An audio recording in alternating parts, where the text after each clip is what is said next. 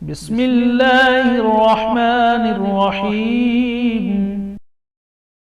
السلام علیکم ورحمۃ اللہ وبرکاتہ۔ نحمدہ ونصلی علی رسولہ الکریم، اما بعد۔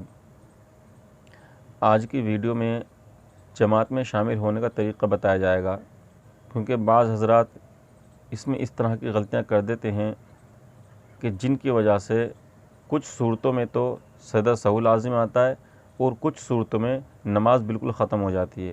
تو اس لیے جماعت میں شامل ہوتے وقت ان باتوں کا خیال رکھیں۔ جب اذان ہونے لگے تو کوشش کریں کہ اپنے کاروبار بند کر کے سیدھے مسجد کا رخ کر لیں۔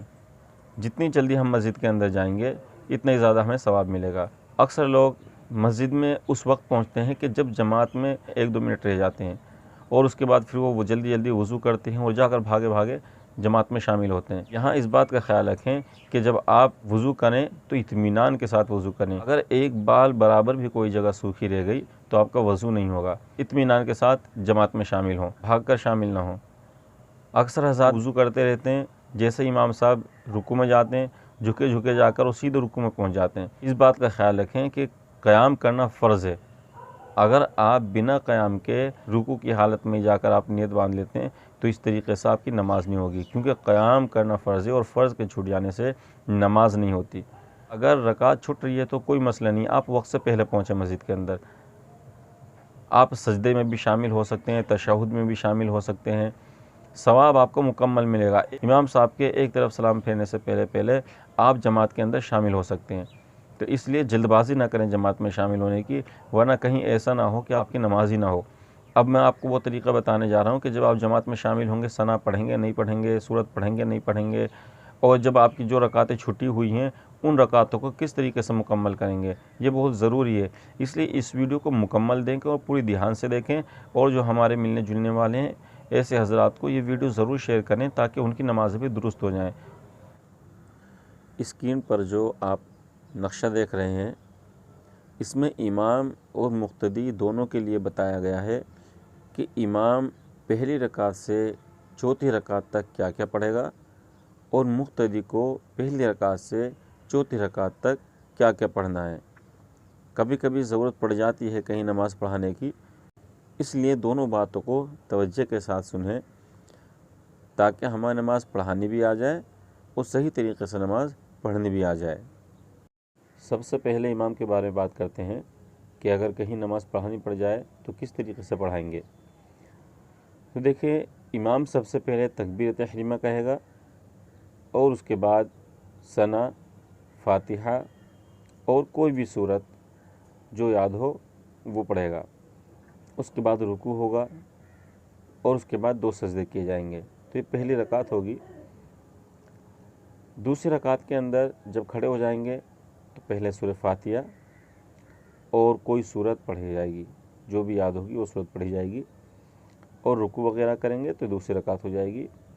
پھر سجدے وغیرہ کریں گے اور اس کے بعد دوسری رکعت میں تشہد میں بیٹھنا ہے اور اتحیات پڑھیں گے۔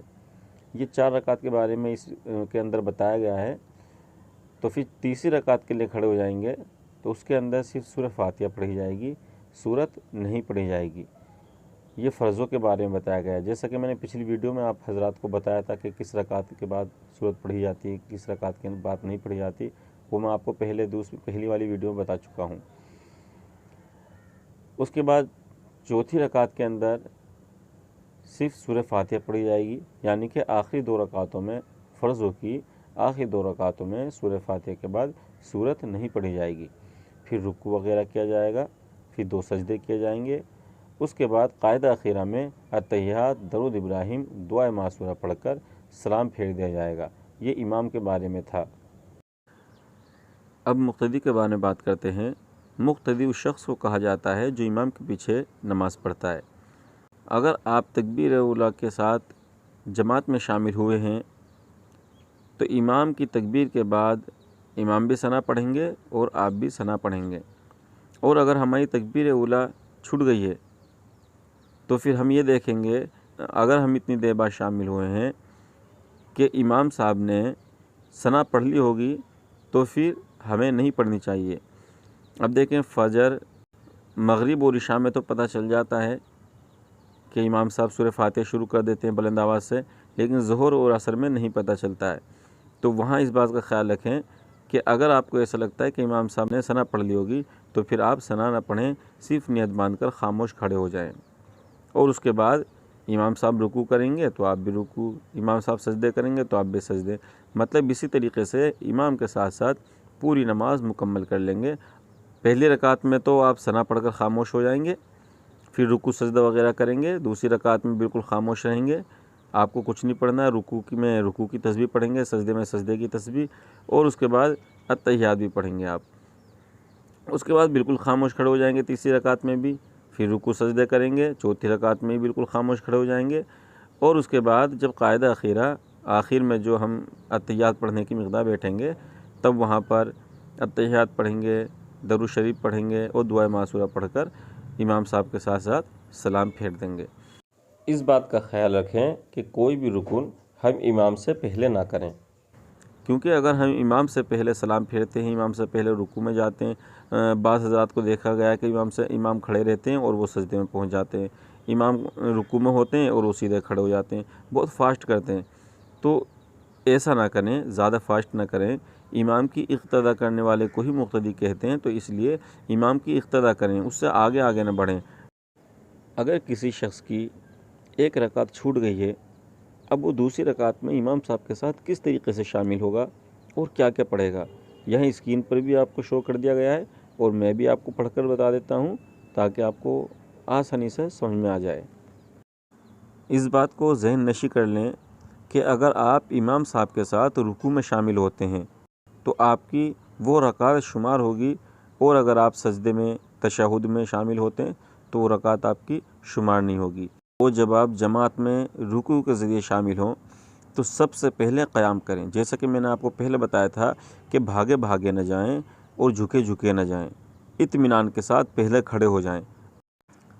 قیام کرنا یعنی سیدھا کھڑا ہونا فرض ہے، اگر آپ سیدھے نہیں کھڑے ہوئے اور یوں ہی جھکے جھکے آپ رکوع میں چلے گئے تو پھر آپ کا قیام نہیں ہوا، اور ایسی صورت میں ہماری نماز فاسد ہو جاتی یعنی ختم ہو جاتی ہے، تو اس لیے خاص خیال رکھیں اس چیز کا یہاں پر۔ اور اس کے بعد تکبیر کہہ کر جب رکوع میں جائیں، رکوع میں کم از کم 3 مرتبہ سبحان ربی العظیم ضرور پڑھیں۔ اگر آپ رکوع میں پہنچیں اور امام صاحب ایک دم کھڑے ہو گئے تو پھر یہ آپ کی رکعت شمار نہیں ہوگی۔ دوسری رکعت میں شامل ہونے کا طریقہ یہ ہے کہ اگر امام صاحب قیام کی حالت میں ہیں تو آپ بھی سیدھے کھڑے ہو جائیں اور تکبیر تحریمہ کہہ کر نیت باندھ لیں اور کچھ بھی نہ پڑھیں، خاموش کھڑے رہیں۔ اور اگر امام رکوع کی حالت میں ہیں تو پہلے تکبیر تحریمہ کہہ لیں اور اس کے بعد تکبیر کہتے ہوئے رکوع میں چلے جائیں۔ اکثر لوگ پہلے تکبیر تحریمہ کہہ کر نیت باندھتے ہیں اور اس کے بعد پھر رکوع میں جاتے ہیں، اتنی دیر میں امام صاحب کھڑے ہو جاتے ہیں جس کی وجہ سے ان کی رکعت نکل جاتی ہے اور وہ سمجھتے ہیں کہ ان کو رکعت مل گئی ہے۔ تو اس بات کا خیال رکھیں کہ اس طریقے سے رکعت نہیں ملتی ہے۔ اگر امام صاحب آپ کے رکوع میں جانے سے پہلے ہی کھڑے ہو گئے تو اس کا مطلب یہ ہے کہ آپ کی رکعت چھوٹ گئی ہے، اور اس کے بعد امام کے ساتھ رکوع کریں، سجدہ کریں اور تشہد پڑھیں یعنی التحیات پڑھیں۔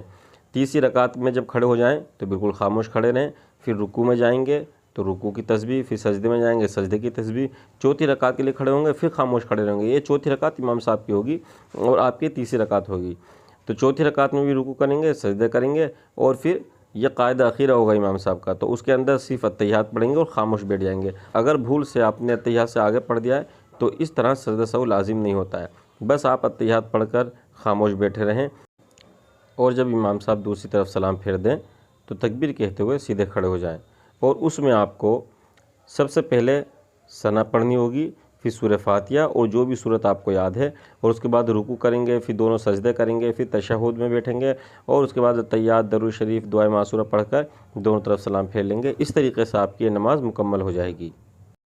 اگر آپ کی 2 رکعتیں چھوٹ گئی ہیں تو تیسری رکعت میں شامل ہونے کا طریقہ یہ ہے کہ یا تو آپ قیام میں شامل ہوں یا آپ رکوع میں شامل ہوں، جیسا کہ میں نے ابھی پہلے بتایا تھا۔ تو امام صاحب کی تیسری رکعت ہوگی اور ہماری پہلی رکعت ہوگی، تو اس کے اندر تکبیر تحریمہ کہہ کر نیت باندھ لیں گے، بالکل خاموش رہیں گے، رکوع سجدہ کریں گے۔ چوتھی رکعت کے لیے جب کھڑے ہو جائیں گے پھر اس میں بالکل خاموش کھڑے رہیں گے، رکوع سجدے میں رکوع اور سجدے کی تسبیح پڑھی جائے گی، پھر قاعدہ اخیرہ میں اتحیات پڑھ کر بالکل خاموش بیٹھ جائیں گے۔ جب امام صاحب دونوں طرف سلام پھیر لیں گے تو سیدھے کھڑے ہو جائیں گے۔ اب ہم اپنی چھوٹی ہوئی رکعتیں اس طریقے سے پوری کریں گے۔